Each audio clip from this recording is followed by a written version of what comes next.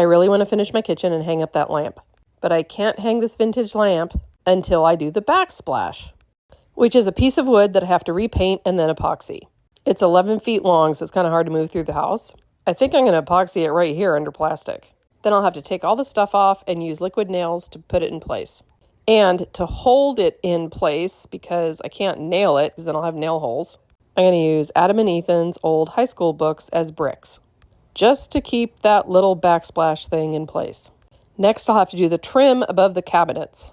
This piece is also 11 feet long, but I have to mix two paints to see if it's the right sheen.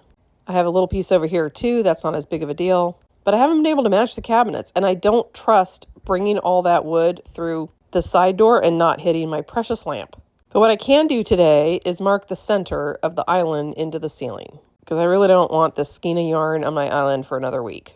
That lamp is a swag lamp, so the chain is part of the decor. I thought the paint pole would be a lot easier, so I put away my fluffy duster thing and went out in the rain to get the stupid paint pole.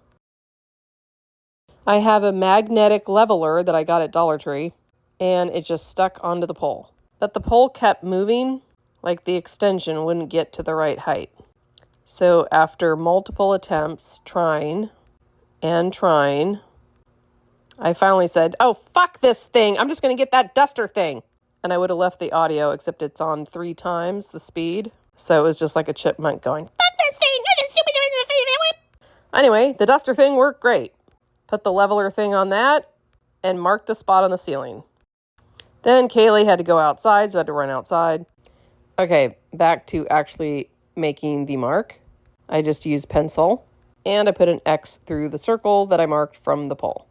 I know, this is an odd way to find the center, but it worked. I'm sure there are 100 better ways to do it, and you should do all of those instead of my method. So yay, I can finally remove the yarn off my kitchen island. I could barely get around my kitchen, though, because Kayla's kept almost tripping me, which reminded me I had to feed her. I just gave her a slice of turkey and put it in with her Science Diet kibble and some carrots that I had from the soup I made. She does this thing where when she wants to eat, she just follows me around and gets in my way. That's her way of saying, feed me, bitch. Okay, put the marks on the ceiling, and I can move on to doing the clear coat of the epoxy and fix that burn mark. I don't know if I have enough epoxy, but if I do, I'll do this too. Oh, and I'm also going to do some trays. Make them look like geodes or marble. I might use these really pretty beads as feet. Not sure. Maybe I'll just put felt. But then it can be like a centerpiece. If I run a clear coat of Stone Coat countertop epoxy, then it'll be food safe, no matter what crazy pigments I put. There's that burn mark. Here's a closer look at my island, though. I wanted a soft marble look.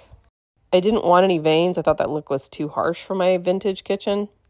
And the white you see in the counters is white pearl mica. For the walls, I used Modern Masters Oyster. It's a metallic paint, but the way I sponged it on, it's kind of translucent. There's a video on how I did that if you want to look. It's an earlier video. Since it's raining, I'm not going to do any epoxy tonight, but what I can do while Miss Kaylee gets settled is kind of sort of do my Christmas table. This is a dry run because there's no tablecloth. I have to iron it, but I like how my Christmas trees look with that chandelier. Can't wait to do the vintage tree.